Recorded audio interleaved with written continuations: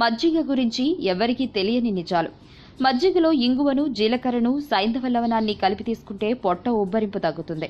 Files వ్యాధితో మజ్జిగ బాగా పనిచేస్తుంది. మజ్జిగ పోసిన చోట గడ్డి మొలవదు. అలాగే మజ్జిగను ఎక్కువగా వాడేవారిలో ఫైల్స్ కూడా తయారు కావు. దురదతో కూడిన అర్సమూలలకు వెన్నతో కూడిన మజ్జిగ తీసుకోవాలి.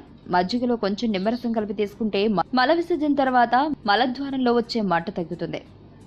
రక్తస్రావంతో కూడిన అర్సమూలలకు వెన్న తొలగించిన మజ్జిగ తీసుకోవాలి. లేదా మజ్జిగలో ఉప్పు, వాముపొడి కలిపి తీసుకోవాలి. అలాగే మరో మంచి చికిత్స ఉంది.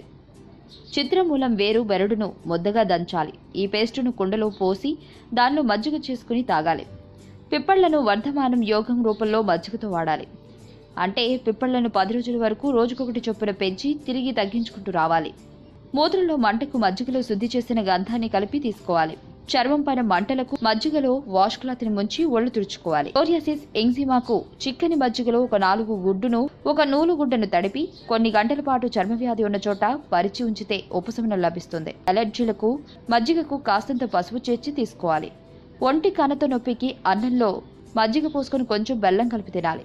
దీన్ని సూర్యోదయానికి ముందే తీసుకోవాలి. విరేచనాలు మజ్జిగలో వేయించిన జీలకర్ర పొడిని కలిపి తీసుకోవాలి. లేదా మజ్జిగలో తేనె కలిపి తీసుకోవాలి. మలద్వారం చుట్టూ దురదకు మజ్జిగలో నిమ్మరసం కలిపి తీసుకోవాలి. దీనివల్ల మలంలోని ఆమ్లత్వం తగ్గి దురద తగ్గుతుంది. నులి పురుగులకు మజ్జిగలో వాయువిండంగాల చూర్ణం కలిపి తీసుకోవాలి. మాంసాహారం అరుగుదలకు మజ్జిగలో మాంసపు ముక్కలను నానేసి ఉడికించాలి. మజ్జిగలో ఊరటం వల్ల మాంసంలోని తంతువులు మార్దవంగా తయారవుతాయి. పొడి చర్మం వారు మజ్జిగలో కొంచెం నిమ్మరసం కలిపి రాసుకుని సున్నిపిండితో స్నానం చేస్తే చర్మం నునుపుగా తయారవుతుంది.